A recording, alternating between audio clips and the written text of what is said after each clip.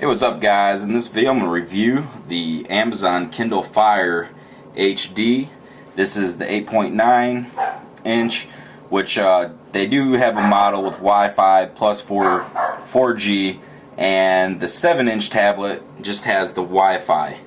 So I'm going to talk about it a little bit. First, I can just going through these. I mean, the quality of the screen is quite good. If we look over here on the side, you have the volume buttons and also the sleep power buttons. On the bottom you have your micro USB and also your micro or mini HDMI. So basically you can plug it into your HD TV and watch movies or show pictures and things like that. First thing I noticed when I picked this thing up and after holding it for a while above my face or whatever was that it did seem heavy, but it actually is lighter than the iPad, so that doesn't make any sense. It just kind of feels like a brick.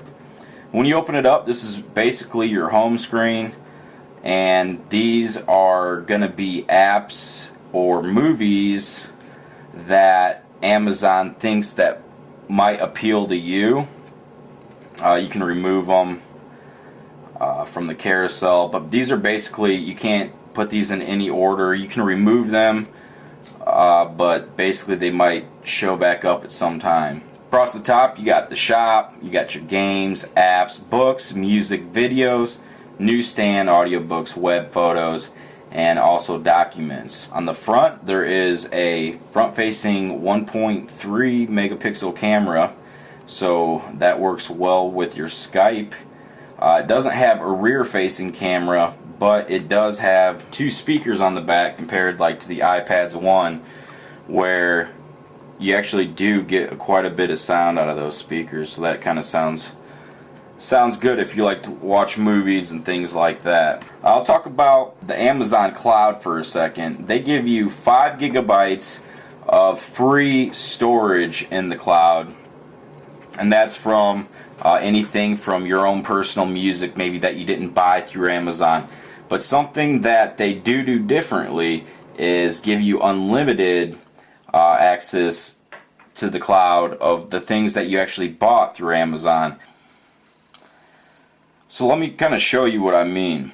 If I click on apps here and say I want to remove Skype, maybe my memory is getting a little full, and I can remove from this device completely and obviously clear up some storage there. Well, that will always be in the cloud. Go back to the cloud, and then I can go ahead and download it back, remove from favorites, or I can just go ahead and download it, and that will put it back on the device.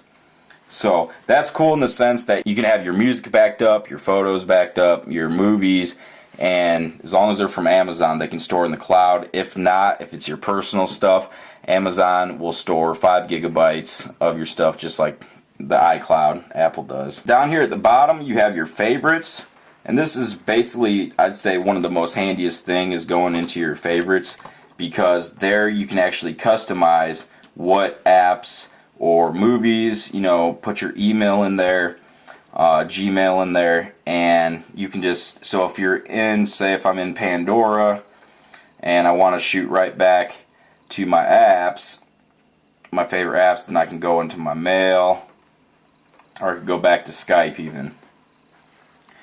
For the shop, it has the Amazon shop, so it doesn't have basically the Google store or the Apple store. So if you were to want maybe like a different browser or an app that wasn't offered in the Google store, you'd have to actually download it from maybe like an Android, like a different Android phone, and then sideload them to the device. For instance, I want to get a Puffin browser on here because their search engine doesn't necessarily play Flash, so with that Puffin I could put that on here and then I'd be able to watch Flash. There's different apps you can go to just like the iPhone or anything else, and it will allow you to play those YouTube videos and things that use Flash.